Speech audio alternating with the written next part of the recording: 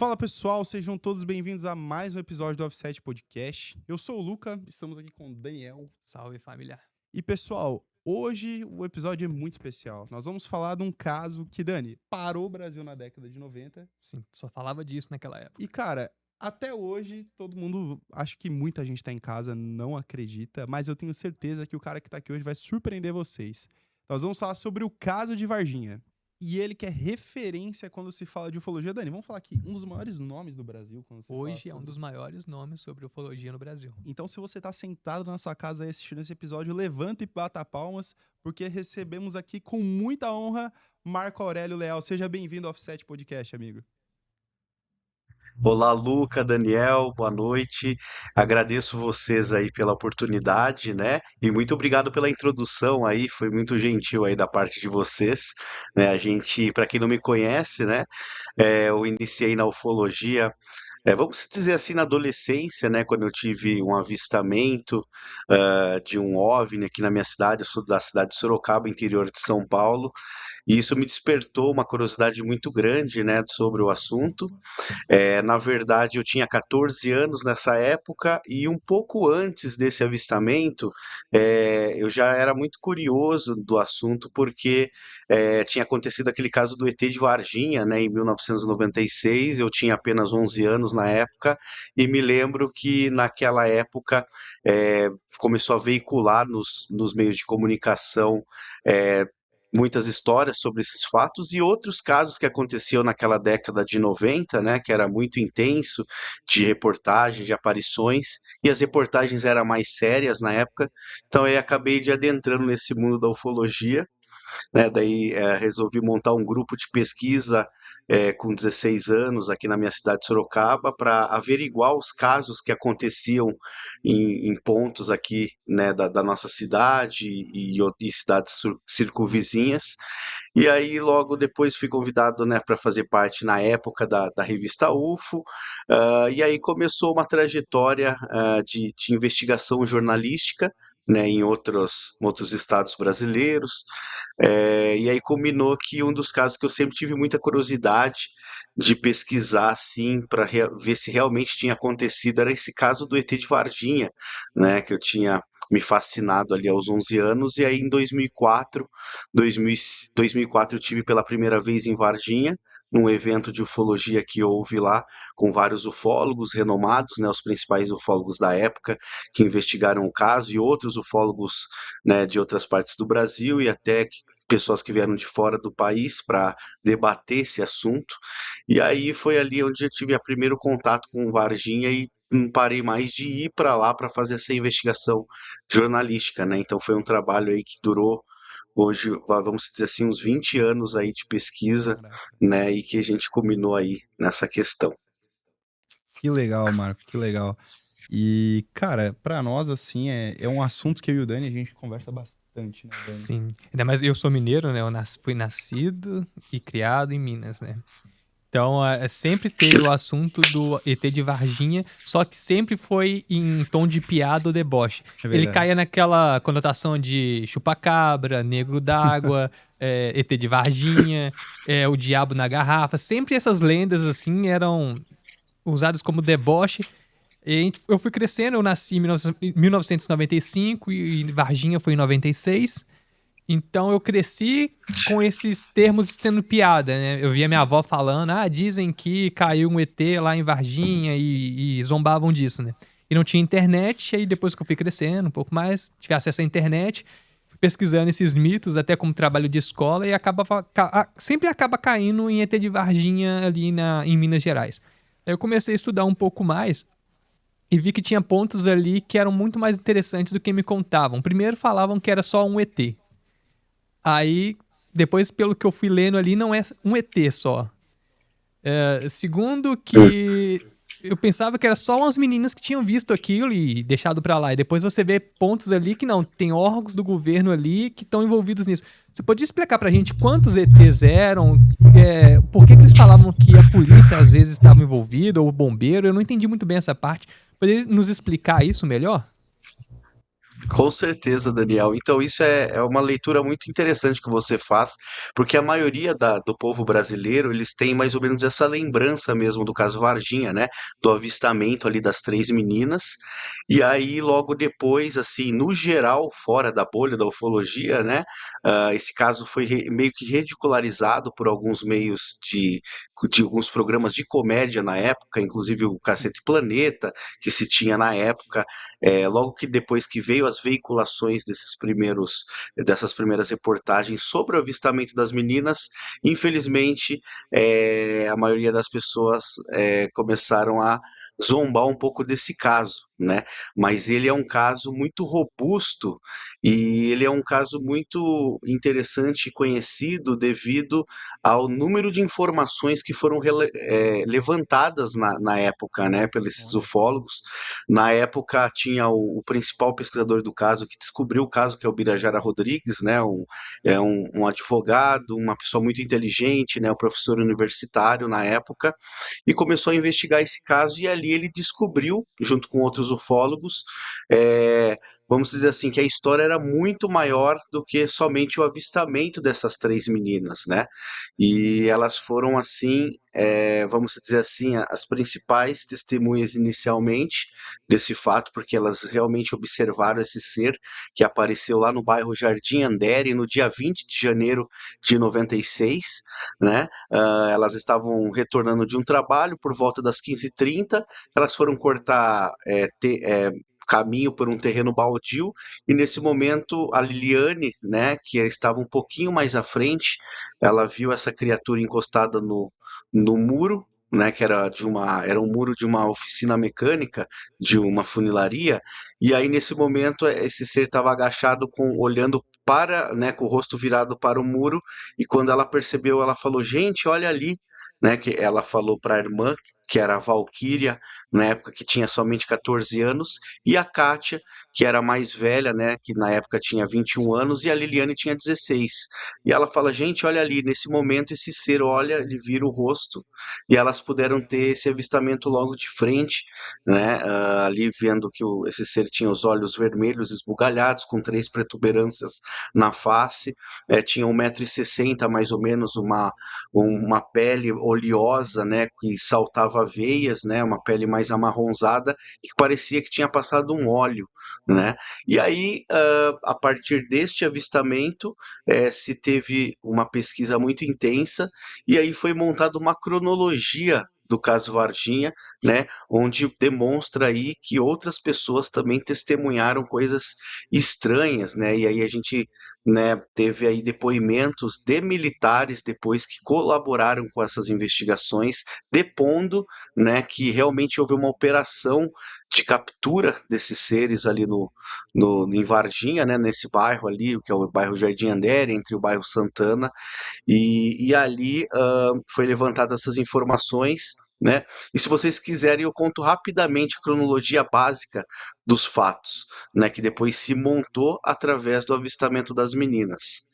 Sim, agora a Não gente vai sei se mostrar na você. tela a descrição do ET que as meninas falaram. Você pode colocar na tela pra gente, por favor? Tá, esse é um desenho do ET de Varginha que as meninas disseram.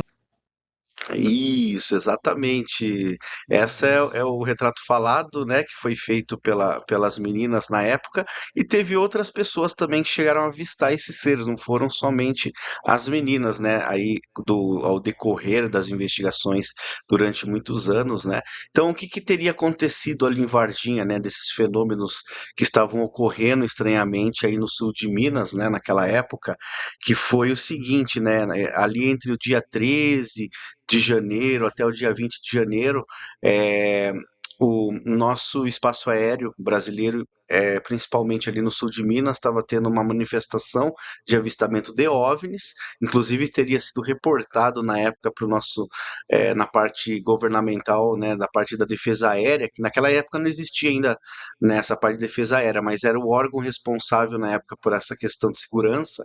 Eles receberam essa notificação dizendo que estava tendo outros objetos além dos voos normais aparecendo nos radares.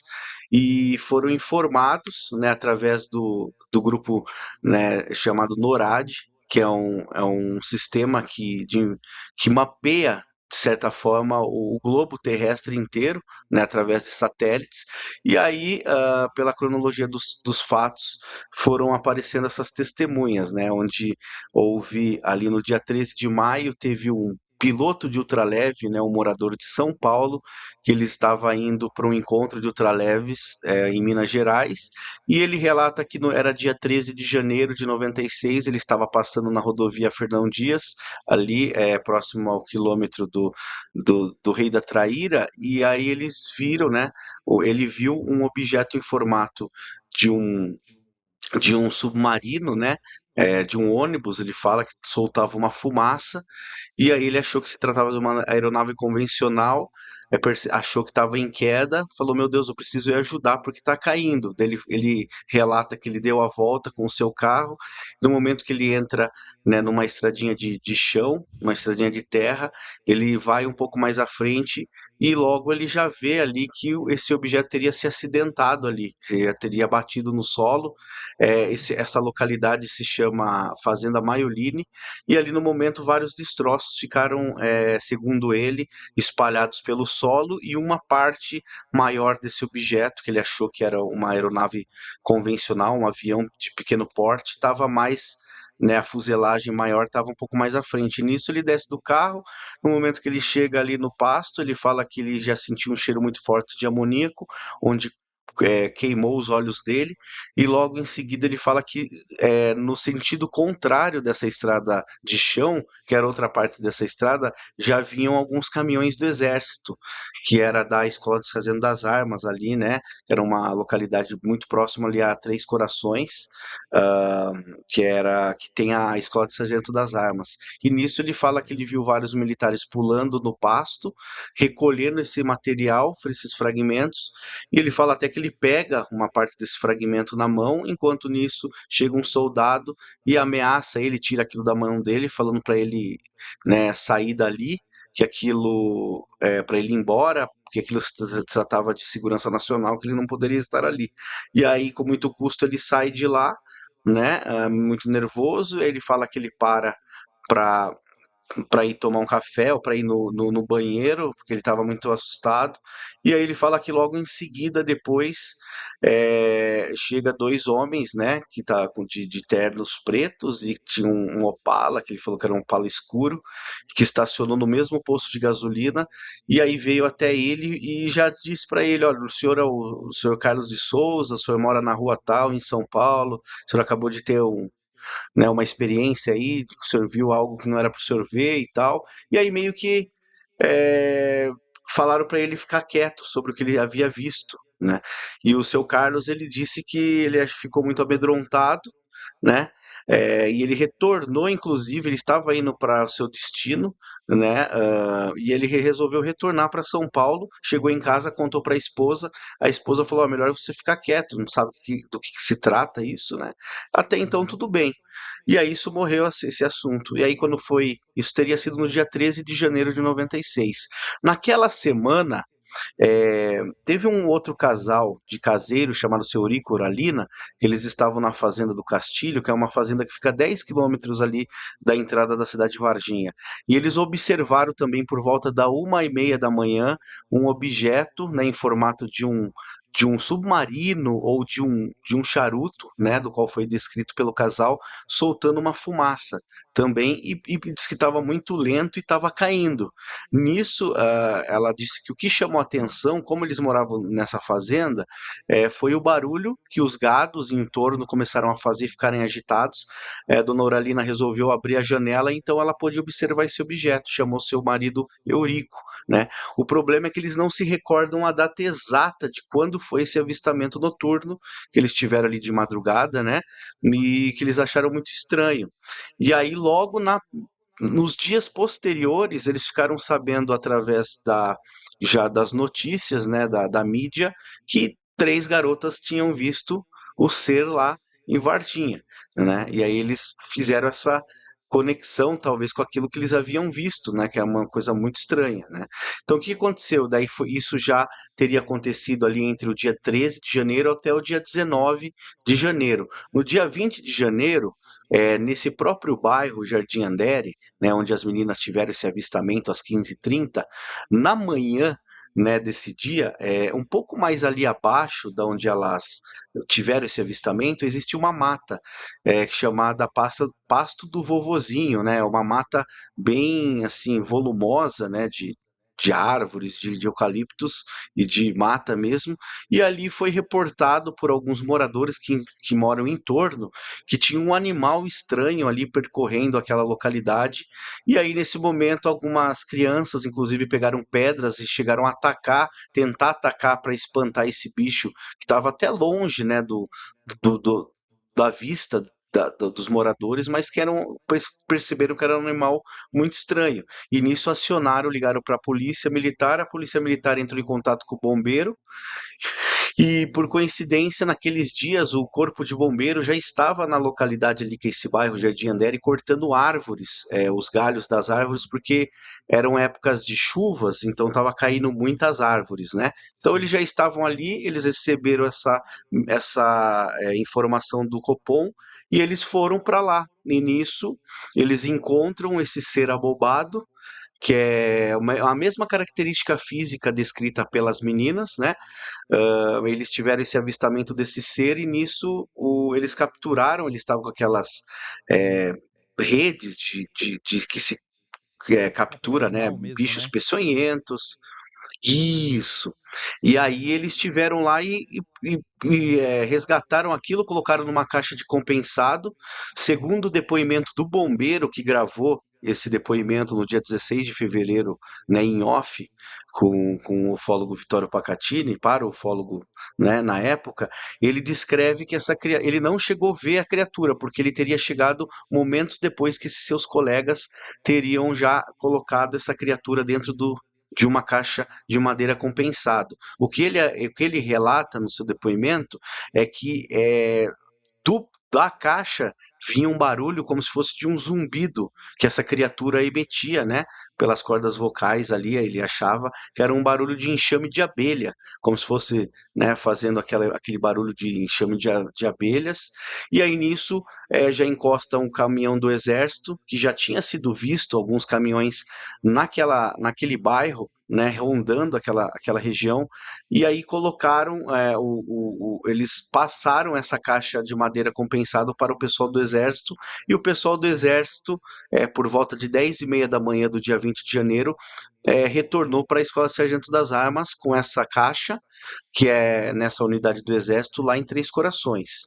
E nisso os dias foram, né, caminhando, e aí por volta das 15h30 as meninas tiveram esse avistamento, e aí logo depois, por volta das 18 horas, o policial Marco Elixerezi, que era um soldado da P2, junto do cabo Eric Lopes, eles estavam fazendo rondas ali no bairro, e aí, segundo histórias que foram depoimentos, inclusive prestados por militares que não quiseram se identificar, o que eles ficaram sabendo é que essa criatura de alguma forma atravessou a frente do carro, e aí o Marco Elixerez, de alguma maneira que a gente ainda não sabe, desconhece, foi e se atracou com essa criatura e teria capturado ela de alguma forma, botado no carro, e aí o outro colega dele, que era o Eric Lopes, que era, né, que era o superior ali, eles teriam levado esse ser para um hospital, onde já tinha, já falaram para eles levarem para lá, né, o alto comando, onde já estaria outros militares lá no hospital, e nisso teria sido deixado lá esse ser. E aí, na madrugada, né, do dia 21 de janeiro, já por volta de 1h da manhã, é, essa caixa, esse ser, na verdade, ele teria sido transferido para um outro hospital, né? Eles levaram para o hospital regional, que fica no centro de Varginha, né, na noite do dia 20, e na madrugada do dia 21 eles teriam transferido esse ser para esse Hospital Humanitas, que era um hospital mais afastado ali da cidade de Varginha, né? E aí esse ser teria permanecido lá no Hospital Humanitas até segunda-feira, no dia 22, é, por volta das 18 horas, um comboio militar da ESA retira esse ser de lá e aí levam para Três Corações, e no dia seguinte, segundo esses militares, eles levaram esses seres, essas caixas, para Campinas, né, para a Escola Preparatória de Cadetes. O importante dizer é que esses militares que deporam, né, na época, eles estavam nessa missão, né, principalmente a do Exército, mas eles não sabiam o contexto, eles não imaginavam que aquilo poderia ser algo extraterrestre, eles até desconheciam, alguns deles, esse termo, né? Então foi uma coisa, um assunto muito abafado, né, pelos governos, aí pelo governo brasileiro, pelas Forças Armadas, e que permanece oculto, de certa forma, oficialmente, até os dias de hoje, né? A gente não tem nenhuma Sim. documentação. Então, na verdade, isso que eu contei para você, eu tentei resumir assim, mas ao máximo, né? Que daí o caso ele tem muito mais envergadura, né? E aí esse policial militar, estranhamente, o Marco Lixerez, ele começou a adoecer, e em 27 dias depois dessa suposta captura, ele veio a falecer, né, de uma bactéria que foi identificada como uma bactéria que ela recebeu uma mutação, ela teria ficado mais agressiva, e os melhores antibióticos intravenal que foram ministrados no corpo do soldado naquela época não foram imunes para essa bactéria que estava muito resistente aos antibióticos. É uma coisa que chamou a atenção dos médicos, né? Que eles nunca viram um quadro desse naquela época. Então, infelizmente, Mataram o cara, o né? soldado faleceu 27 dias depois. Então, o caso, assim, ele é um quebra-cabeça muito grande, sabe? Tá, então a gente pode dizer que no mínimo ali foram duas criaturas diferentes. Da mesma espécie, mas não era a mesma, porque um foi capturado pelos bombeiros, colocado em uma caixa, e a outra foi pego por uma pessoa só, que é esse cara que morreu, não é isso? Perfeito. Cara, que Isso legal, mesmo, cara. Daniel. Tá, Esse é bem assim, esse é bem a grosso modo, porque daí o que a gente fez? Com essas informações, a gente começou a funilar, entrar no funil da investigação, e aí a gente descobriu muitas outras coisas que corroboram tudo. Então a gente vai montando um quebra-cabeça, né? Que foi aí esse quebra-cabeça que combinou a gente montar aí um documentário, né? Que tá aí, temos 2 documentários sobre esse caso, que está sendo veiculado por enquanto mais nos Estados Unidos, né? Moment of Contact, eu acho, né? Isso, que foi o primeiro que a gente gravou. Eu fiz uma parceria com o James Fox, né? Inclusive, ele é um grande documentarista, né? Muito conhecido nesse segmento de ufologia, muito respeitado. E ele esteve no Brasil em 2011. Eu tive a oportunidade de conhecê-lo, que ele veio fazer uma palestra, né? Aqui.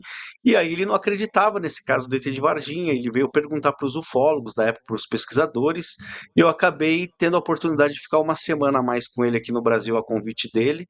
E aí a gente começou a conversar bastante, ele começou a se interessar, e aí que veio a ideia de montar alguns projetos de audiovisual para contar essa história. Só que esse projeto que começou lá em 2012, né, quando eles vieram pela primeira vez com a National Geographic para gravar um episódio de uma série, ali que começou, na verdade, a gente se aprofundar muito no caso, e aí a gente conseguiu recolher aí muitas informações durante vários anos, né, e que, vamos dizer, acrescentaram no caso. Que legal. Cara, e o legal que, é assim, por exemplo, eu antes não acreditava tanto. Sendo bem sincero, não. Hoje eu acredito bastante, cara.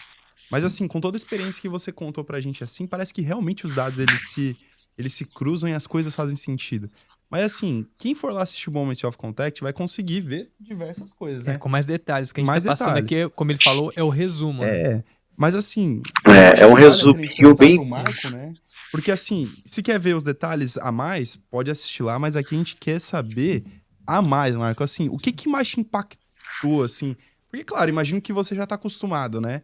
A fazer todas essas pesquisas de campo, mas do caso Varginha, seja no momento do estudo do Moment of Contact ou alguma coisa sua, o que mais te impactou no caso de Varginha, assim? Sim, olha, foram vários momentos assim, né, que foi uma escalada.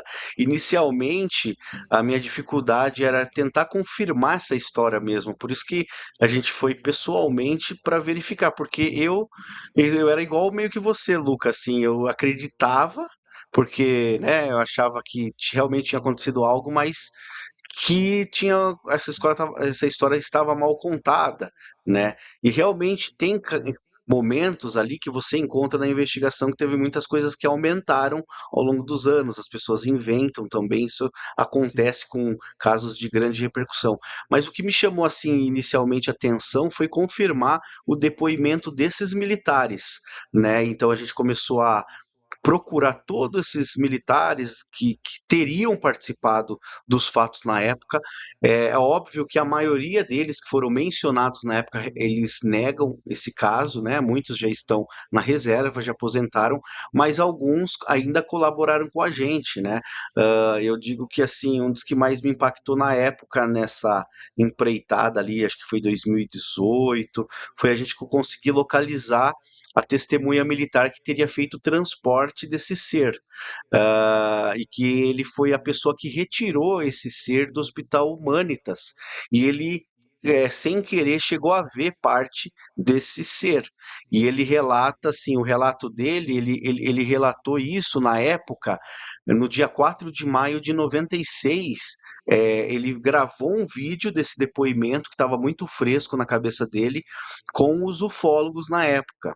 Por que ele decidiu gravar isso? Porque eles alegavam que eles estavam sendo seguidos lá dentro da ESA e meio que os superiores deles fizeram umas manobras assim. Por exemplo, os militares que foram para essa missão em Varginha, eles foram nos dias seguintes separados em missões. Por exemplo, eles não se viam mais, eles tentavam manter esses militares mais dentro ali do quartel, né, para que eles também não vissem assim reportagens, porque começou a vazar muitas informações, né, pessoas que viram civis, que viram aquilo, né, na cidade, começou a gerar repercussão nacional, só que ele alegava que ele não viu essas interações e nunca imaginava. Daí, o que ele conta? Ele fala que no dia ele foi chamado, né, nesse dia 22 de janeiro. Ele foi para Varginha com aquele caminhão lonado, Mercedes-Benz. Eles foram em 3 Sim. caminhões. Ele falou que ele ficou dando volta durante a manhã na cidade. E aí foi falado para ele retornar para lá para o quartel. Eles retornaram, almoçaram, ficaram lá. Aí quando foi por volta de umas 15 horas, 15, 16 horas, eles foram chamados novamente para voltar para Varginha. E eles foram novamente nesses 3 comboios. E ele relata que nesse comboio eles seguiam alguns carros que eram carros à paisanas, que era um Fusca, uma Kombi, né, que estavam indo e eles estavam seguindo. Daí quando eles chegaram em Varginha à tarde, foi pedido para que eles estacionassem no supermercado, no estacionamento ali e aguardassem. Aí nisso ele recebe veio um Fusca, né? Falou assim: olha, me segue, os outros 2 caminhões fiquem aqui.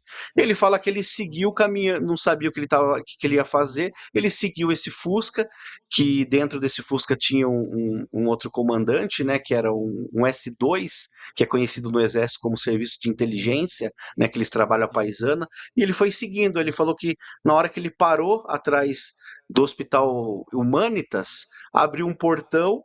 O cara do Fusca falou para ele entrar de ré.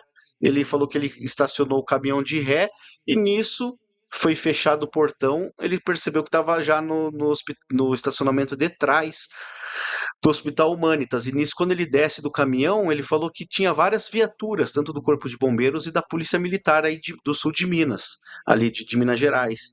E ele falou que nisso estava uma correria, que o pessoal às vezes entrava dentro de uma sala e saía. E era para ele estar aguardando ali fora, né? Ele não sabia o que ele estava fazendo ali.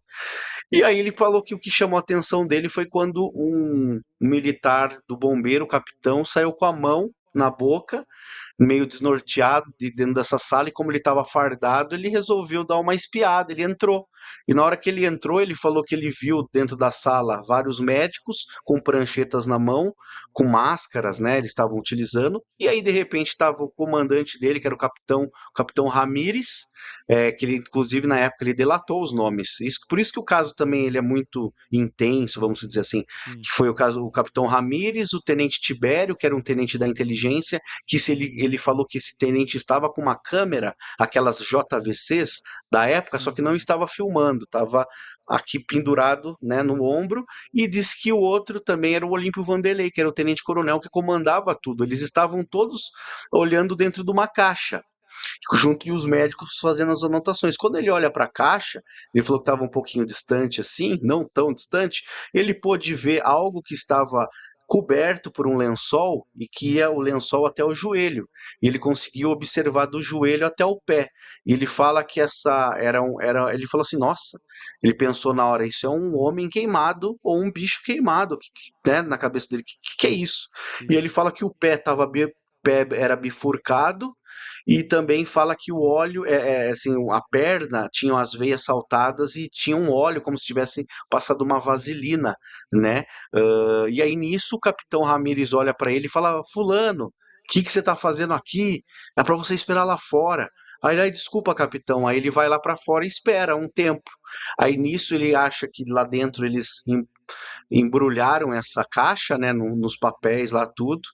Ele achou estranho que veio um outro comandante, que ele era motorista do caminhão. Ele veio um outro, sabe aquela janela que fica atrás, quando o caminhão que você olha, consegue ver, né, aqui Sim. atrás? Eles falaram que veio um comandante e colocou tipo uma folha para tampar a visão, para que ele não enxergasse atrás.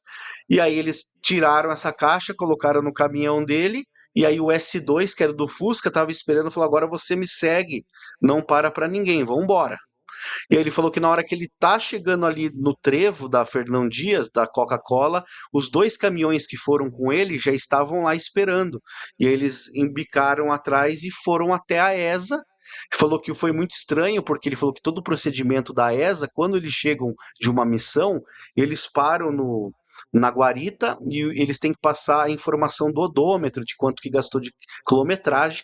Nesse dia estava liberado, inclusive foi liberado uma rua contramão para que eles entrassem mais rápido, e aí foi pedido para que ele estacionasse esse caminhão lá embaixo, para ele passar e até encostar a traseira do caminhão na parede. E aí ele foi chamado na sala do tenente-coronel, que estava lá em Varginha, e aí ele foi lá, achou muito estranho, porque só ele de patente inferior foi chamado, e aí perguntaram ao fulano, o que que você viu lá? Daí ele falou, para mim um homem queimado, um bicho queimado, né? E aí diz que muito seriamente o tenente-coronel teria falado que aquilo era uma coisa que era de segurança nacional e que aquilo não poderia vazar dali, que aquilo era um, tipo, parece que até usou a expressão extraterrestre. É uma coisa Meu Deus. assim paranormal. E aí, nisso ele não acreditou. Ele falou que mesmo o tenente-coronel, que não brinca, ele não acreditou naquilo. Ele falou que aquilo era, tipo, ele falava assim para mim, como que você vai imaginar que você está transportando um ET? Que é ET? Eu nem sabia o que que era isso na época e tal. E aí, daí ele falou que daí ele foi isolado nos dias seguintes. Ele falou que ele foi informado que ele levasse esse material para Campinas. E aí, tanto que ele fez, ele saiu 4 horas da manhã do dia seguinte com esses mais dois caminhões. E aí eles foram até a Escola Preparatória de Cadetes, que é uma outra base do Exército que existe na cidade de Campinas. SpaceX, Quando né? ele falou que isso, no SpaceX. Ele falou que quando ele chega no SpaceX, esse capitão Ramirez já estava lá, esperando.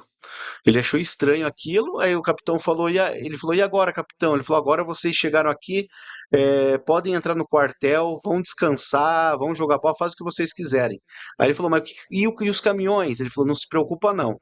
Aí ele ficou sabendo depois que esses caminhões eles foram pegados ali e foram levados para a Unicamp, né? Onde possivelmente esse material que estava dentro das caixas ali foram analisado ali por cerca de 12 médicos lá em Campinas, né? Nossa, que Na coisa, Unicamp. cara. Então esse foi um dos momentos assim que, daí isso assim, eu contei o depoimento dele, daí eu tive muita dificuldade de encontrar com essa pessoa, porque essa pessoa ele é uma testemunha meio amedrontada até os dias de hoje. E com muito Sim. custo, que eu não vou entrar em méritos aqui agora, porque é muita informação, a gente conseguiu convencer ele para que ele gravasse novamente esse depoimento. Depois, né, em 2021. E aí ele grava comigo e com o James Fox. Foi um momento muito que está no documentário ali, foi tudo de última hora. A gente teve que arrumar um hotel no meio da estrada, porque ele não queria fazer a gravação. Foi muito louco, assim. Aí ele gravou, né, de costas, contando, e aí ali eu pude saber realmente, por exemplo, assim, como eu tive a oportunidade de assistir esse depoimento de 1996 que ele tinha gravado, eu queria saber se ele ia entrar em contradição com as informações que ele passou em 96. E para nossa surpresa, ele contou perfeitamente, assim, quase, né? Óbvio que tem o resquício da memória Claro, de claro. muitos anos, porque ele já tinha gravado depois de 27 anos com nós. E aí, esse vídeo que ele gravou em 96, até os dias de hoje, nunca foi revelado ao público, porque foi um acordo que ele fez com os ufólogos da época para que eles só revelariam esse vídeo, inclusive era para ter dado para o Fantástico, para o Luiz Petri, que era o editor Sim. do Fantástico na época, se caso acontecesse algo com ele ou com a família dele. Então ele gravou isso como uma apólice ali, vamos dizer, e aí como não aconteceu nada durante muitos anos, porque também a inteligência já sabia que ele tinha gravado isso, na minha opinião, né? Eles não aconteceu nada com ele, e aí ele permanece em sigilo durante muitos anos, né? E ele resolveu contar novamente. Então, assim, esse foi um momento muito forte para mim, onde né, você reacende aquela coisa que você fala, nossa, realmente algo muito estranho de algo aconteceu relacionado a essa questão de OVNIs e extraterrestre, né? Pode ser, a gente não sabe se era um extraterrestre, o que era aquilo, mas eu acho que é algo que vinha do aparelho, né, do disco, porque Sim. esse disco ele foi visto por muitos moradores lá também, né? E assim, e daí depois disso o que mais me impactou também foi os depoimentos da área médica, onde nós temos hoje o doutor Ítalo Venturelli, e temos outros médicos que dizem, né, que inclusive viram um vídeo que foi Isso, gravado na época desse ser. a gente vai entrar logo logo nesse caso aí, pra gente amarrar tudo. Depois a gente vai passar pra um tema do filme do Disclosure Day, é o dia D, que acabou de lançar. Sim, Mas antes disso, eu gostaria de pedir o editor pra colocar as imagens pra gente ver novamente, que a gente vai amarrar agora o que as meninas falaram que viram e o que a parte do exército falou Nossa. que era. Repare bem nessa pose ali. perfeito. Ele tá bem encolhido, foi assim que elas disseram que ele estaria, né? Isso. Elas falaram que viram esse animal, vamos dizer assim, elas não sabiam que era nessa posição. Pode passar a próxima imagem, por favor? Esse é uma reconstrução em 3D. Mais uma vez a pose ali, muito forte, né? Ele é agachado. Pode passar para a próxima imagem. Isso. Essas são as meninas que viram, né? Esse é o local onde ele estava, segundo Caraca, uma ela. foto bem anos 90 mesmo, né? Sim, a resolução tá bem baixa, é bem ruim. Eu fiz questão de deixar ela no máximo original, não mexi com IA. Então Legal, essas são cara. as meninas na idade atual que elas estavam naquele momento, tá? Pode passar. É a Liliane, a Valkyria e a Kátia. O exército disse que aquela criatura naquela posição, na verdade, as meninas tinham visto um tal de mudinho, se eu não me engano, andava naquela região, agachado, catando bituca de cigarro no chão. E por isso elas confundiram por causa da posição que ele estava. Então, como estava meio escuro e estava chovendo, ele estava cheio de lama. Ou seja, as meninas viram uma coisa e o exército diz que elas viram outra coisa. E amarra essas duas pontas. Poderia comentar pra gente se elas conheceram o Mudinho ou conheciam o Mudinho, se realmente poderia ter tido aquele equívoco tão grande assim, dessa forma, porque pra mim parece uma piada, né? Esse é difícil, né? É Como é que difícil. Olha, com todo respeito, coitado do Mudinho ser comparado com É, com alienígena, coitado, né, né? cara? Então, assim, é complicado, verdade. né? O olho olho, o formato do rosto. Um não tinha cabelo, o outro tinha. O Um Mudinho usava tava roupa, o judiado, outro né? não. É loucura, Tinha que cara. estar bem estranho pra ter confundido ali. É. Não, perfeito, perfeita colocação e bem lembrado. Infelizmente, né, o exército, eles tiveram que ter uma manobra de acobertamento já logo em seguida.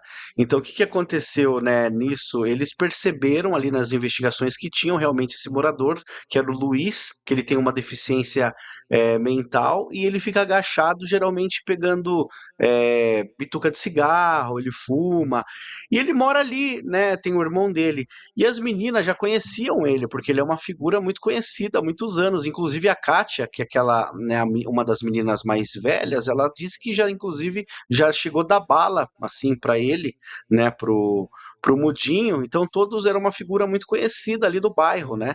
E a gente teve um outro adendo, que foi uma coisa muito interessante, que logo, né, anos depois, a gente teve um relato que a gente colocou nesse quebra-cabeça, que é do Ruber Ladeira, é um morador local da cidade de Varginha, onde ele afirma que naquele dia 20 de janeiro, né, as meninas viram ali por volta de 3h30, 15h30 esse ser, ele falou que era em todos os sábados eles costumavam jogar futebol num ginásio que fica muito próximo ali. E eles marcavam para as 2 da tarde, né? E aí o rapaz que estava trabalhava na lanternagem, que é o local onde viria a aparecer o ser, que ficou, né, no muro, rente ao muro, ele trabalhava ali na lanternagem, ali fechava 1 da tarde. E ele desce para ir lá no jogo de futebol. E aí ele chega lá já com uma história assim, falando para o Ruber Ladeira e para os outros colegas que jogavam ali. Nossa, tava lá em cima, lá o exército passou lá, o pessoal falou que escutou tiro de fuzil, sei lá o que está acontecendo lá em cima e tal. Aí beleza, aí ficou quieto, né? Comentaram ali. Aí diz que logo depois, por volta de umas 15 horas, na frente do ônibus do ginásio, passa 2 caminhões lonados em alta velocidade, subindo, né? E aí eles olharam um para a cara do outro e resolveram subir para ir ver, curiar, né? Curiar ali o que está acontecendo. Aí que eles falaram que quando viraram a rua, ali para cima, eles se depararam com esses 2 caminhões, eles estavam bloqueando uma rua, essa rua que é uma rua que é paralelo à rua do terreno baldio, que é a rua Doutor Benevenuto Braz Vieira, né? E ele falou que eles estavam bloqueando e no momento que eles foram tentar passar, eles não deixaram os militares ali, não pode passar aqui. Daí eles falaram assim, não, mas a gente tem o direito de ir e vir, aqui é um país livre, a gente vai passar sim. Aí inclusive o outro colega que estava com eles, que era o Luciano, que trabalhava na lanternagem, falou, não é, rapaz, é que eu trabalho ali, eu esqueci minha carteira lá, eu preciso ir lá pegar. Daí o cara, não, não, vocês não vão passar. Aí disse que quando eles falaram que iam passar, eles subiram um fuzil, sabe? Desculpa. Meu Deus. Capaz. Aí, nisso, eles, opa, não vou passar mais. E aí, o que que eles falam? Eles falam que daí isso foi muito estranho, porque isso foi durante umas 3h10, 3h15. E as meninas viriam ver o ser às 3h30, né? 10 minutos depois. Só que o que chama atenção também nesse caso é que o Mudinho, o Luiz, ele ficava lá no ginásio, porque ele sabia que o pessoal ficava jogando futebol lá, então era o momento que ele ia lá. Ele ficava, o pessoal às vezes dava bituca de cigarro, dava coisa pra ele, o pessoal fazia uma resenha depois lá, e ele ficava lá, o mudinho. Então, assim, o próprio Ruber Ladeira, como os outros moradores, falou assim, não era o mudinho, porque o mudinho tava na quadra, não tinha nem como ele ser lá. Então, tipo assim, o exército criou, né, essa história para instaurar um inquérito policial militar para cobertar os fatos. E isso não foi nem o pior. Sabe o que que foi o pior? Não sei se vocês ouviram falar, é que isso foi, né, decretado em 97. Em 98 veio uma produção do Discovery Channel para fazer, né, gravar um documentário sobre Varginha, e aí eles foram lá na Escola de Sargento das Armas para perguntar o envolvimento do Exército. E o envolvimento do Exército, o que que eles teriam que fazer? Eles teriam que pegar esse PM e mostrar pro jornalista e falar assim, não, olha, e na verdade aquilo ali foi um engano, as meninas viu, foi um, deficiente ali que mora ali, elas confundiram com o ET e o exército não teve nada a ver com isso. Só que daí o assessor de imprensa, na época, que era o Major Causa, ele veio e ele deu uma entrevista assim, ele falou, não é então, rapaz, alguma coisa assim, olha, naqueles dias estavam acontecendo várias coisas estranhas, de fato, várias ocorrências, mas não tem nada ligado com o ET. É que teve uma chamada lá, e aí tinha um casal de anões no hospital, e a anã estava grávida, aí se coincidiu que Olha que situação. coincidiu que o caminhão do exército, ele deu uma carona para a anã, que a anã estava grávida, e a criatura, aí ele coloca a palavra criatura no meio, e sem querer ele pega e conta essa história que pegou muito mal, porque era simplesmente ele falar, ele colocou a contradição do próprio exército, em vez de eles falarem que a resposta oficial era aquela, não, ele já inventou essa, tinha um casal de anões e que a Nan estava grávida, então isso foi assim, Loucura, um cara. cúmulo, né? Olha, olha, o E exército aí fecha a demonstra rua, faz uma que. operação de logística pra fazer Ajudar uma, parto né? de anão, hein? Não, olha, e uma coisa, Brasil. Marco, assim, você contando, isso acende algo muito louco dentro de nós, porque assim, recentemente teve toda essa questão dos Estados Unidos, que o Pentágono liberou arquivos ali, né? E a gente não tá falando do Epstein, né? É. A gente tá falando É outro caso do outro caso mais que, cabuloso. assim, que faz mais sentido ainda, né? Cara, que é essa questão dos ETs, enfim, OVNIs, que lá como chame. Mas o ponto que eu quero trazer aqui agora. Então, cara, trazendo tudo isso que você falou até agora, o governo brasileiro, e claro que nós somos pequenos ainda, né? Mas sonhamos Sim. em ser grandes. Mas que sacanagem pro governo brasileiro. Você disse que então que pode ter muita coisa que tá oculta de nós ainda, né, Marco? Assim, o só pra governo complementar, esconde Nossa. nós, né? E só pra complementar, eles chegaram e deram esse depoimento, o governo brasileiro, naquela época. E agora no Pentágono, nos Estados Unidos, o FBI veio a público e falou que realmente o caso FBI aconteceu. Não sei se você tá sabendo, se você pode falar um pouco pra nós, mas o FBI, acho que foi semana retrasada, com os arquivos liberados, eles falaram, não, aconteceu algo estranho ali mesmo. Sim. E aí, como é que fica? O Brasil passando vergonha mais uma vez ou os Estados Unidos fazendo uma campanha de mentira Não. difamatória? É porque, vamos lá, só um ponto. Então, assim, nós somos enganados, né? Vamos dizer assim, pelo governo brasileiro, pelas Forças Armadas. E não sei por que privam a gente de nós. Privam de nós verdade das de nós. informações. A verdade, né? Mas assim, eu acho que É. isso voltou muito à tona agora com todas essas questões. O que tu acha sobre isso, sabe? Não, perfeito. Então, você acredita que o Moments of Contact ele foi uma das grandes razões pela qual, inclusive, hoje o governo americano está interessado no caso do ET de Varginha, porque o James Fox, ele que organizou essa coletiva que houve lá, e junto com a Leslie King, com membros da Task Force, que são aqueles parlamentares, né? A Luna, a deputada, né? O David Grush.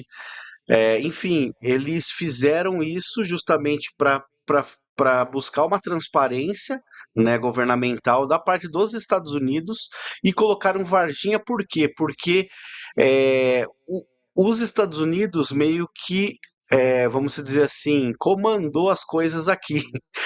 Naquela época, porque esses seres, né, esses materiais biológicos que foram capturados lá em Varginha, eles foram mandados para os Estados Unidos, né? A gente tem depoimentos, inclusive de militares, de pessoas civis, que sempre colocam os americanos aqui, né, nessa operação também, né? A gente tem uma confirmação, inclusive, do controlador de tráfego aéreo, né, o Marcos Feres, onde eles estavam gravando uma live sobre OVNIs no espaço aéreo brasileiro, e ele falou, olha, eu estava trabalhando naquele dia, no dia 20 ou 21 de janeiro, que falou que não se lembrava exatamente a data, ele falou que a função dele, né, era justamente trabalhar ali na torre de controle e na questão de segurança do espaço aéreo. E todos os aviões que vêm para o Brasil, né, tem ali, né, o cadastro, um protocolo chamado de AVOEM, onde eles têm que preencher dizendo por que eles estão vindo para cá, então eles estão autorizados a entrar no nosso espaço aéreo brasileiro. E foi no momento que ele percebeu que tinha um avião entrando sem autorização, ele ficou meio que muito preocupado na hora, falou que ia ligar para a Defesa Aérea, e aí ele falou que nesse momento que ele ia ligar para informar, o superior dele entrou lá na sala e falou, Feres, não esquenta a cabeça com esse avião que está chegando aí não, eu esqueci de informar, Eu vou informar lá a defesa, e só fica observando para mim aí no radar onde que ele vai pousar. Aí, inicialmente, o Férez falou que eles iam pousar em Guarulhos. Aí, uma hora antes do pouso, eles falaram que ia pousar em Campinas, pediram autorização. Aí, eles pousaram em Campinas. Aí, ele descobriu, né, pelo pessoal de solo, ali na hora da comunicação, que era um avião da Força Aérea Americana que eles pousaram lá. Beleza, pousaram, tiveram autorização. Aí ele falou que ele achou estranho que de 30 minutos depois, 2 helicópteros da Força Aérea Brasileira ligaram lá e pediram autorização para pousar também, no mesmo local. E aí eles autorizaram. Daí eles falam que o Férez, né, junto com o Manuel Buenas, que é outro controlador de tráfego aéreo, eles comentaram que eles ficaram curiosos para saber o que estava acontecendo ali e tal, né? E aí o pessoal de solo falou que o pessoal que estava, os americanos, os militares que estavam dentro do avião da Força Aérea Americana, saíram, entraram nos helicópteros e decolaram sentido ignorado. E aí depois na fofoca eles foram para esse sentido ignorado, pegaram umas caixas metálicas, retornaram para essa base lá de Campinas, diz que colocaram no avião e decolaram sentido Estados Unidos.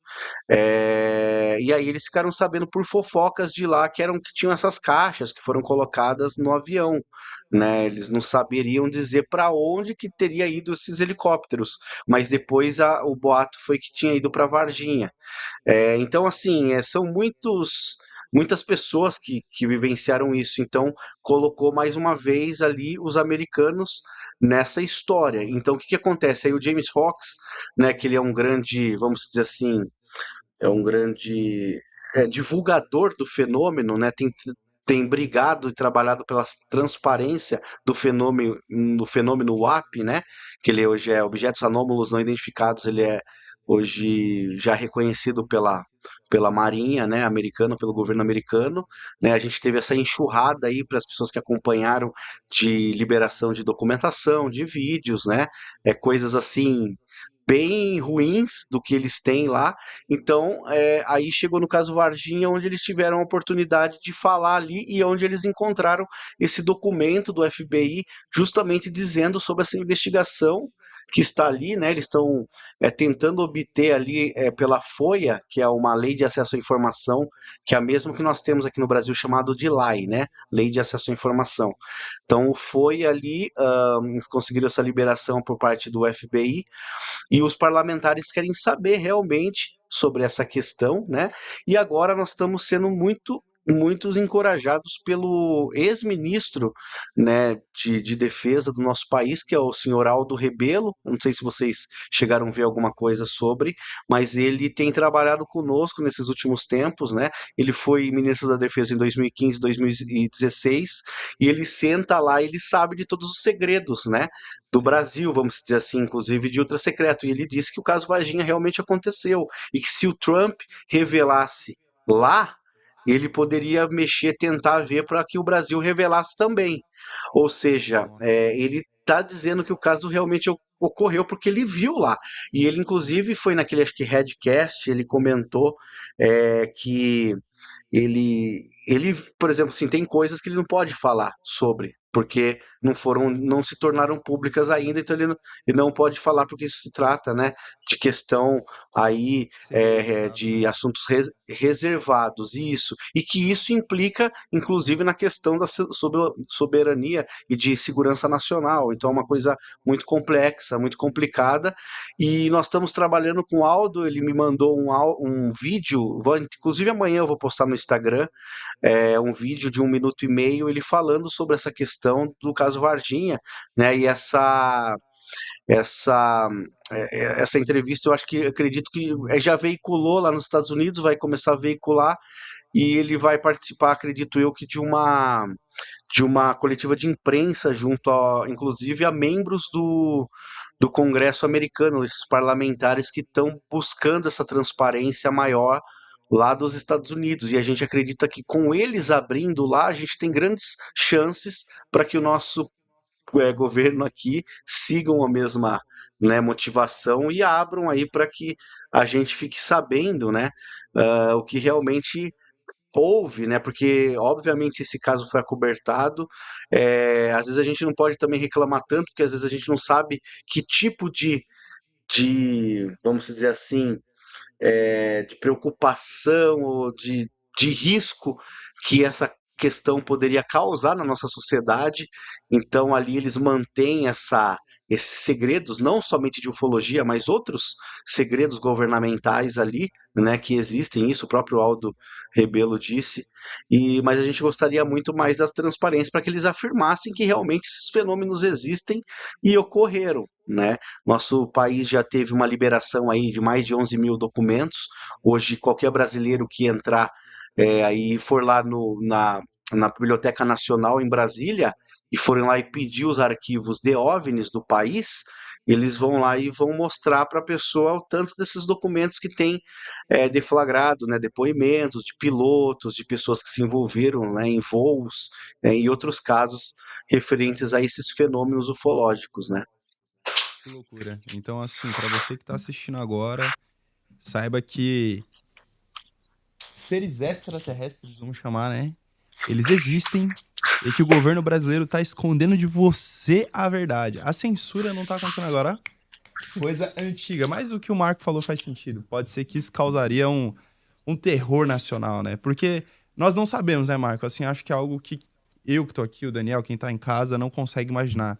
Se eles vieram em paz, igual nos filmes eles dizem, eu vim em paz. Ou se eles vieram realmente pra destruir a Mas humanidade. esse é um bom exercício pra gente fazer agora, né? Agora que a gente já colocou todos os fatos, histórias ali que aconteceu, né? Seria bom saber a opinião de cada um de vocês aí, inclusive do Marco. Marco, se o governo oculto, se os extraterrestres se revelassem, o que você acha que ia acontecer? Você acha que nós íamos criar uma nova religião para esses seres? Ou nós iríamos nos unir para protegermos desses seres, caso eles sejam hostis? Ou mesmo que não fosse, ou se não se apresentasse como tal, talvez nosso instinto seria de nos preservar, então a gente ia nos armar contra ele e nos unir como um exército único? Ou você acha que nós iríamos nos dividir? Uns iriam adorar, outros iriam querer combater. Cara, uma coisa eu sei. O No, ser humano ia dar um jeito de ganhar dinheiro com isso, né? Isso é fato. Mas assim, o que você acha que aconteceria, Marco? Então é muito pertinente, né, essa pergunta, é difícil ter uma resposta. Eu acho que assim que o público primeiro ele ia ficar muito em choque. Eu acho que inclusive eu acho que já está tendo uma preparação. Eu acho que o governo, principalmente americano, está revelando aos poucos essa questão, dizendo que o assunto é sério, e aos poucos eles estão soltando. Inclusive tem um site que as pessoas podem acessar hoje, né, do próprio governo americano, para estar baixando, vendo lá essas documentações. Só que o que você vê lá são vídeos de luzinhas, algumas coisas interessantes, mas não é o grosso do que eles têm lá. Na minha opinião, eles têm coisas muito mais reveladoras, né, que eles poderiam estar mostrando ao público. Eu acho que isso está parecendo, eu espero que uma preparação, né, para a humanidade, vamos dizer. Agora, assim, você perguntou o que você acha que nós faríamos. Eu acho que se eles já quisessem ter nos dominado aqui, já teria acontecido isso há muito tempo, né? Em virtude aí da tecnologia, né? É, eu acho que o que mudaria de repente, não na questão de religião, mas que as pessoas abririam mais a mente para vários tipos de filosofia, né? Sair um pouco somente ali daquela questão dogmática, né? Que a gente fica preso, né? Que a gente foi ensinado a ficar preso e pensar um pouco mais fora da caixa, vamos dizer assim, né? Eu acho que se tivesse essa questão mais hostil, eles já teriam feito, né? E do mesma maneira, daí já é uma crença, né? Uma crença assim um pouco mais, pode ser até se chamar de religioso, que eu acho que existe uma lei que ainda uma lei cósmica universal que ainda não permitiram que eles interviessem aqui no momento. Eu acho que tudo tem um momento certo para acontecer. Nós estamos nesse caminhar, né? E o que eu acho é que se a gente fizer um contato com eles, para um lado muito mais benéfico. Vamos dizer assim, a gente pode com certeza evoluir muito na questão, né, assim, da medicina, né, muitas coisas boas da própria tecnologia, conceitos filosóficos, eu acho que mudaria muito, né? Infelizmente, a gente percebe que o governo eles têm muito interesse nesses aspectos. Parece que é justamente para eles terem hegemonia, né? Eles dominarem, na dominação, para eles conseguirem, vamos dizer assim, ter as melhores armas, né, se potencializar nessa questão nuclear, né, e eu esperaria, né, numa exopolítica, que é o que a gente fala, que teria algo mais, que traria mais paz, vamos dizer assim, pro os seres humanos, né? Então aí é uma coisa que a gente viaja, né? Aí dá para Pois é, viajar muito eu acho no que que a essa é a gente parte mais acharia. legal. É É, viajar. Eu tenho uma exatamente. viagem muito louca. Sim, Se quiser ouvir minha tantos viagem filmes que aí. mostram várias realidades, a inteligência artificial. Cara, é um mundo assim que você abre a caixinha pra pensar, às vezes você fala, cara, eu tô ficando até louco, Cara, mas né? acho que essa é a parte mais legal, até na ciência mesmo, na parte que você faz cálculo matemático ali, é a parte que você viaja, né? E eu tenho uma viagem muito É, louca que talvez esses seres eles não possam habitar o planeta Terra por algo genético dele ou dimensional, se eles forem de extra dimensões.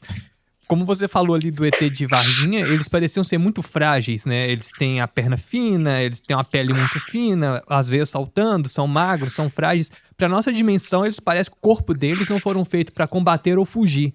Até que você falou que eles estavam meio abobados ali por causa do momento que eles estavam. Eles não pareciam ser um ser muito violento ou agressivo ou que nos apresentasse algum tipo de perigo. Talvez eles sejam muito inteligentes, mas então, para nossa dimensão, eles parecem que não são adaptados. Eles têm um olho muito grande ali, talvez a absorção de luz deles seja diferente. O cara que pegou ele ali, a força, né? O bombeiro ali, ele morreu. Talvez eles tenham uma bactéria que a gente não consegue combater. Ou Talvez oxigênio mata eles, a é saber, algo né, do cara? tipo. Ou seja, então, a única saída pra eles é fazer um híbrido ali pra tentar se adaptar. Talvez eles consigam ficar no nosso planeta, mas não viver aqui. Se eles for de outra dimensão, a dimensão deles, tipo, a gente tem três dimensões, né? E o tempo, né? Se a gente fosse jogado em uma dimensão que só tem duas dimensões, a gente seria esmagado, a gente não sobreviveria, né? Ou seria fatiado, né? Talvez eles aconteça algo parecido com o tempo, o presente deles seja um pouco mais largo, o nosso um pouco mais curto, né? Cara, são muitas teorias, né? Muita teoria. O que você acha não, dessas muito teorias meio legal, loucas? cara. Não, eu acho muito legal, muito pertinente, né? Essa parte também desse ser. A gente não sabe até que ponto se eles estavam com outros equipamentos no corpo. No momento, eles foram avistados aparentemente sem esses aparatos, né? Esse caso em si de Varginha, eu acredito que eles não eram seres tipo bichos, assim, eles eram seres que tinham uma capacidade de repente até telepática. E pelas pessoas que viram ele, inclusive das meninas, a Kátia, que teve um olhar mais fixo, olhando, parecia que ele estava sofrendo, né? Tava diz que um calor muito forte também, um calor assim infernal, né? Naqueles dias. E pela característica de a gente poder hipotetizar, é, teve até um geneticista na época que hipotetizou que esses seres eles poderiam ser, inclusive, anfíbios, porque a gente acredita que esses seres eles vieram nadando até aquela região ali através do Rio Verde, que passa um rio verde. Caraca. E aí eles de alguma maneira vegetaram nesse rio e chegaram até ali, né? Agora você vê o doutor Ítalo Venturelli, né? Que tá, coitado, ele colocou aí a cara dele para bater, o neurocirurgião respeitadíssimo na cidade de Varginha, falou que viu o ser. Ele fala que as características eram diferentes, a cor da pele era branca na hora que ele viu, o olho era um pouco mais lilás. Vai saber se eles não tinham um mecanismo também que poderia, igual o camaleão, sabe, de mudar alguma Mudar, né? coisa no Ou ressecou, momento, né? fumar a forma, ou alguma coisa ali que ele já estava, né? Ele falou que ele Perdendo a camada sentiu algo líquida, né? que Ele falou que sentiu quando o ser olhou para ele, olhou para a janela, voltou, olhou novamente, que o ser estava entendendo tudo, né? Tanto que ele fala assim, like an angel, né? Como se fosse um anjo. Ele teve uma percepção que eu acho que esse ser passou para ele naquele momento, né? E o doutor, que é um outro médico chamado Roger Lear, que é um médico muito conhecido americano, infelizmente ele já faleceu. Esse doutor, ele era um médico que ele entrou para ufologia porque ele começou a retirar implantes. Eram pacientes que iam no consultório dele e falava que tinha sido abduzido e que tinham sido implantados microchips nas pessoas. Aí ele não acreditava muito, ia lá, tirava raio-x, ressonância magnética e realmente aparecia ali um corpinho de alguma coisa que estava ali dentro. Aí ele começou a fazer a remoção desses organismos e ele percebeu que eram coisas que eram impossíveis de ter sido inserido ali, porque não tinha nenhuma marca de corte ou de Nem de inserção, incisão, né? simplesmente materializava ali. No momento que ele precisava fazer a extração, né, ele cortava, e aí falava que às vezes alguns tinham um nível de chumbo muito forte, então ele começou a estudar ufologia e ele veio para o Brasil. Ele teve em Varginha, conversou com os médicos e ele escreveu um livro chamado UFO Crash in Brazil, e aí ali ele conta no momento, infelizmente ele faleceu, mas ele fala que ele teve um momento com um médico que algum dos médicos que ainda não vieram à tona comentam que houve uma comunicação telepática com um desses seres ali. Então, assim, é um assunto que o que a gente sabe até hoje é 45% de tudo que realmente ocorreu lá, sabe?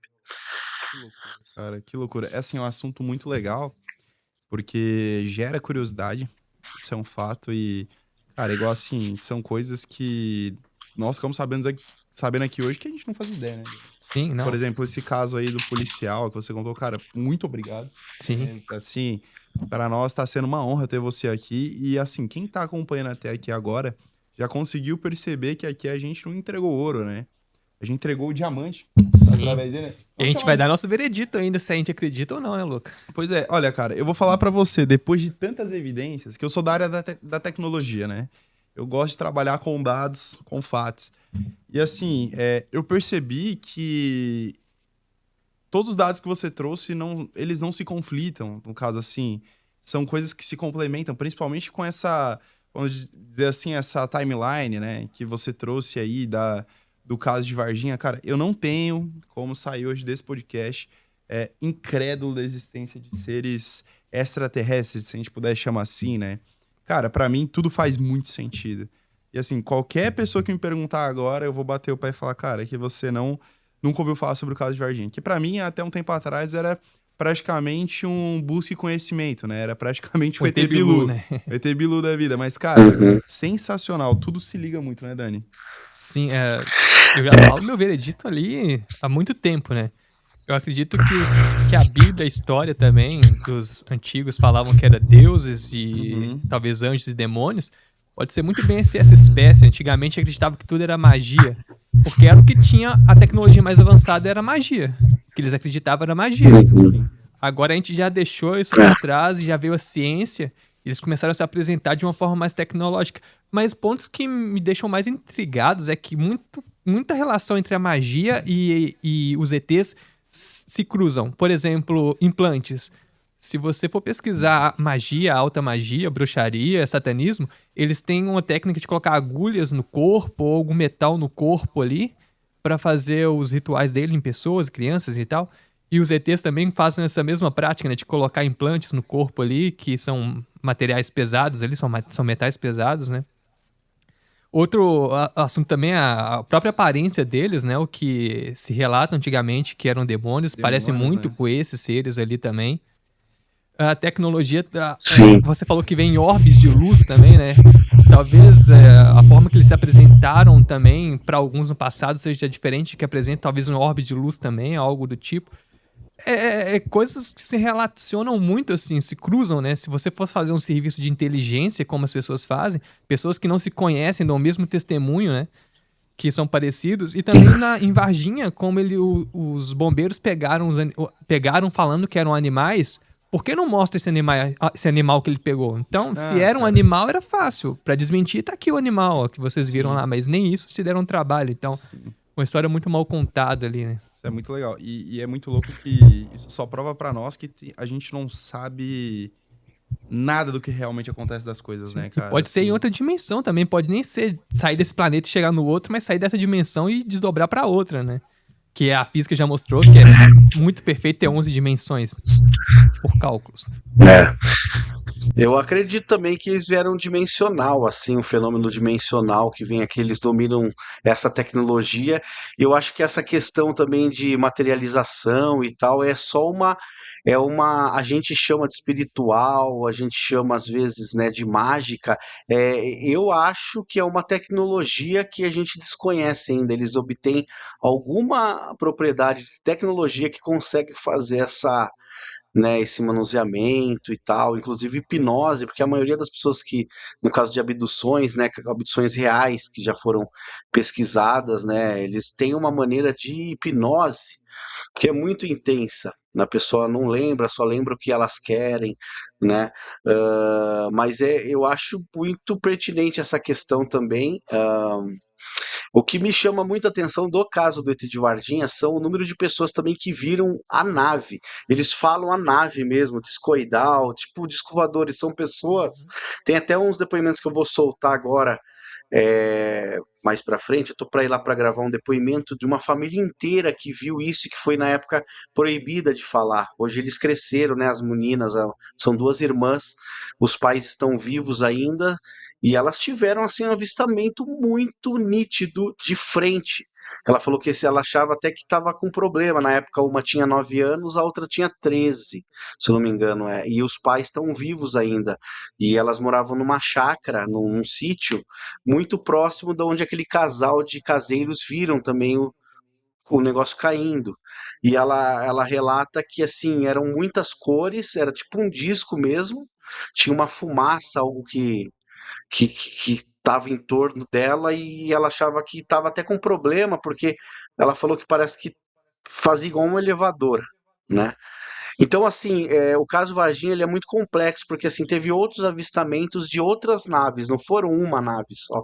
Eu acho que nossa. porque tem outros formatos e muitas pessoas que não se conhecem e que viram os mesmos tipos, né? São ainda depoimentos que eu nem revelei ainda, faz parte tudo dessa nova leva, porque o que acontece?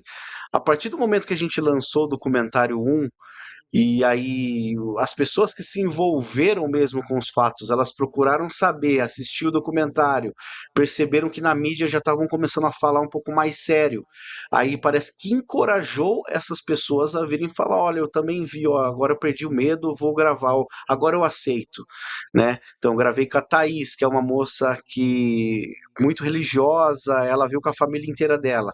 Aí agora tem essas duas irmãs, então são duas pessoas ainda que não se conhecem, elas moravam em regiões diferentes da cidade, né, o oposto, e que viram o mesmo objeto. Tipo, né? Tem outras famílias também que observaram, mas que tem muita vergonha de vir falar. E agora parece que tem encorajado, porque elas veem que. Por isso que é muito importante a testemunha às vezes perder a vergonha, perder o medo e vir relatar, porque daí acaba encorajando também outras que tiveram essas mesmas experiências na época, e daí você vai montando, né? Quebra-cabeça. Mas agora, para saber o que realmente era, o que eles levantaram de informações, as nossas Forças Armadas, aí fica muito complicado, né? E um avanço que a gente teve conforme eu estava comentando esse laudo médico do patologista Dr. João Macuco Giannini, onde ele identifica essa bactéria, inclusive ele deu o nome da bactéria, chama Staphylococcus sherezi, que ele colocou o sherezi no final, né, que é porque é uma bactéria que ele falou que é uma bactéria comum que dá no nosso meio, geralmente é comum dar em cachorro, em gatos, mas em seres humanos é quase impossível. E ele falou que o Marco apresentou essa bactéria, só que essa bactéria ela não estava uma bactéria comum. É como se ela tivesse sofrido uma mutação. dentro do organismo e ela se tornou muito agressiva, comprometendo todo o sistema imunológico do corpo do Marco Xerez, do soldado, né? E ele também comenta, né, que os melhores antibióticos, né, tanto o Dr. João Giannini quanto na época o cardiologista, né, o Dr. Cesário Lincoln Furtado, que foi que também cuidou dele, na época atendeu, disse que foi muito atípico, foi uma coisa muito esquisita, onde essa bactéria, né, acabou por, infelizmente, né, danificar ali os órgãos dele, Olha infelizmente, que loucura. né? E estão tentando fazer agora, a gente está numa outra parte que ver se a família aceita fazer a exumação, porque segundo o Dr. Giannini, tem como ainda ele fazer um estudo sobre, sabe? Pra você que não acredita no caso de Varginha, não acredita em ETs, é um caso tão sério que bom, foi policial militar, né? Que teve contato com esse ser, não vou chamar nem de extraterrestre pra você que não acredita. Algo tão sério que ele teve contato, ele foi calado. Mataram ele pra que a informação não fosse passada à frente. Então você não sabe nada sobre o caso de Varginha. E hoje nesse podcast você tá indo muito mais a fundo, né, Até velho? um ponto, a teoria de que ele foi morto, mas também o mais provável foi que essa criatura passou uma bactéria pra ele. Da mesma forma que se nós tivermos contato com um índio, provavelmente a gente vai matar ele com alguma bactéria. Porque o corpo Isso. deles não tá acostumado com isso. Então, provavelmente esse ser encostou nele ali e matou de alguma forma pelas bactérias cruzadas ali, no Eu caso. fico na teoria que ele foi calado, cara. É igual assim, a gente fala, a gente assiste Então, muito no MIB, Homens de Preto, mas eu tenho quase certeza, assim, mediante o que você tá me falando, que ele sabia demais. Até porque ele teve o contato de que é mais de que quarto grau, não é isso? Ele encostou na criatura, pegou a criatura e capturou ela, né?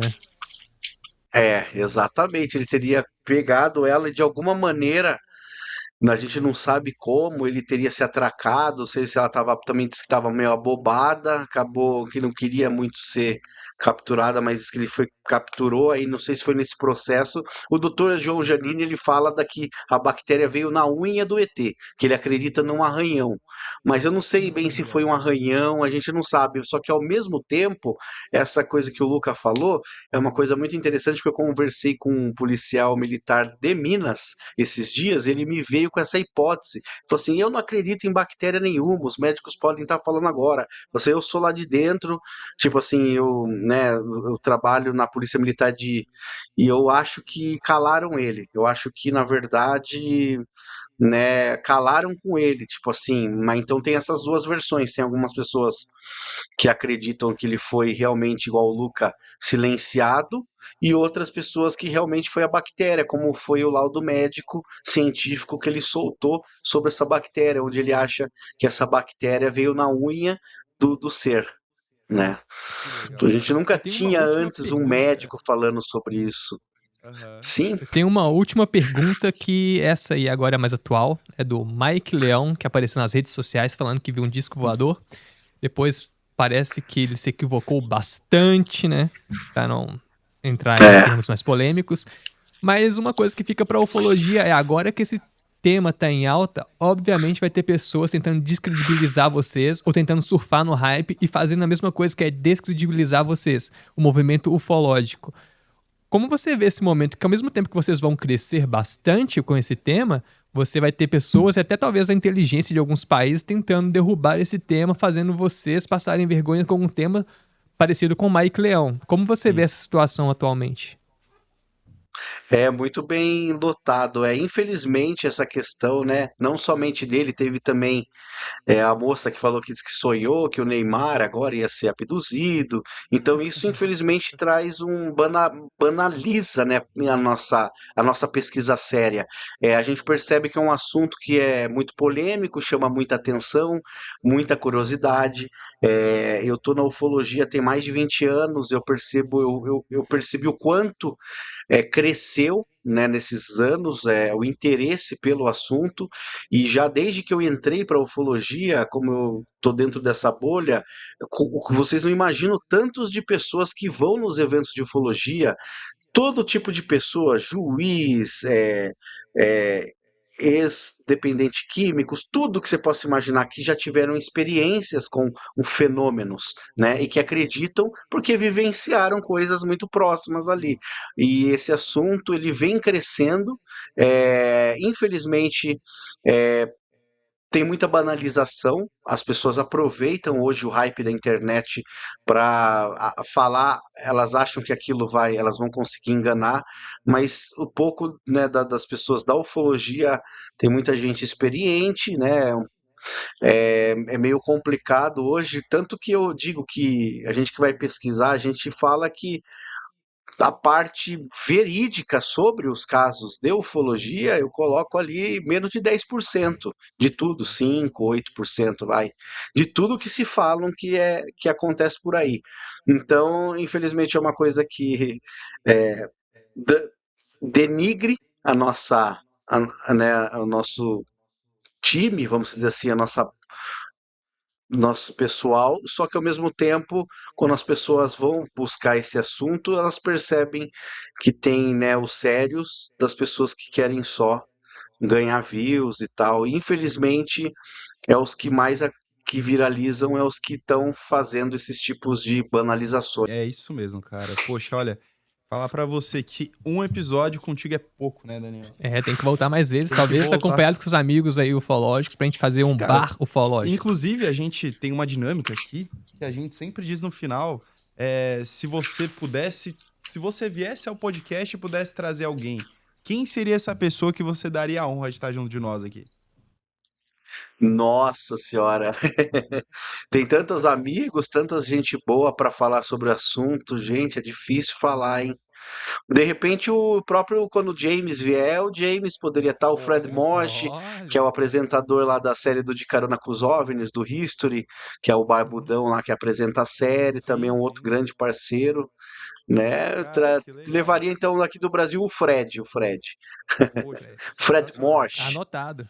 Anotado. Quem sabe um dia, pra nós, seria uma grande honra. Mas olha, Marco, infelizmente tá chegando ao fim, né, Dani? Infelizmente. Assim, sinceramente, cara, passaria aqui à noite escutando, tenho certeza que você tem muito conteúdo pra passar pra nós. E principalmente pras pessoas que estão assistindo. Cara, o que vai ter de informação legal pra quem assistiu até aqui, né, cara? Sim, e como falou, foi só uns 40, nem 40% do que ele sabe ainda. O que a gente chega de conclusão aqui? Que ETs existem, vamos chamar extraterrestres. O governo brasileiro esconde coisas de você aí que tá na sua casa, não só o governo brasileiro, quanto outros diversos governos.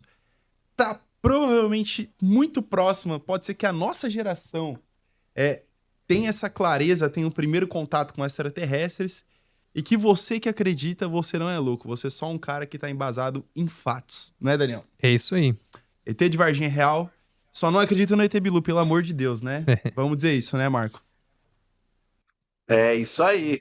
Isso aí já é bem mais complicado, viu? Mas, Marco, muito obrigado, Basear na tá? Onde o pesquisa pessoal séria. consegue te encontrar ali? No Instagram? Onde eles conseguem Ah, ter contato com você? legal. Então eu tenho o Instagram, né? @lealmarcoaurélio. Tem o meu canal no YouTube também, onde eu coloco essas entrevistas. Tem bastante material ufológico lá, de campo, né? Que a gente faz mais investigação de campo, né? Chama Canal Marco Leal. E também agora a nossa nova revista, né? Que eu faço parte ali, né? De redator que chama Revista Ufológica. A gente tem um site, vai ser lançado pelo Luiz, né, nosso diretor executivo lá, e vai ser lançado essa revista fisicamente, mas por enquanto as matérias vocês podem estar acompanhando pelo www.revistaufologica.com.br, né? E no mais é isso, quem quiser me chamar lá, eu fico à disposição. Tá? E agradeço vocês aí pela oportunidade, aí ao Daniel e o Luca, brigadão aí pela oportunidade, foi uma honra. Marco, muito, muito, muito obrigado mesmo. Pra nós, assim, a gente não consegue mensurar a honra que foi, né? Nós somos um podcast pequeno, ele deu a honra de estar aqui conosco hoje, tirando dúvidas que a gente tinha e agora a gente não tem mais. É isso aí, Marco. Muito obrigado, tá? E pra você que assistiu até agora, não se esquece de se inscrever no nosso canal. Se você gostou, pode curtir aqui. E, cara, nós vamos esperar a sua real opinião aqui nos comentários, né? É isso aí, eu respondo todos, tá? É verdade. Se você acreditou, comenta aqui. Se você ainda acha que tá não tá fazendo sentido essa história. Eu não consigo entender como você não tá acreditando ainda, mas, cara, fica à vontade. Os comentários tá aqui pra você. Nos sigam no nosso Instagram pessoal também. O meu é Freitas Luke, do Daniel é o... Daniel Henrique. Tá lá, Daniel Henrique. Mas é Então, isso aí, assim, pessoal. Muito obrigado, Marco. Novamente, muito obrigado. Foi uma honra. E esperamos vocês no próximo episódio. Valeu, pessoal.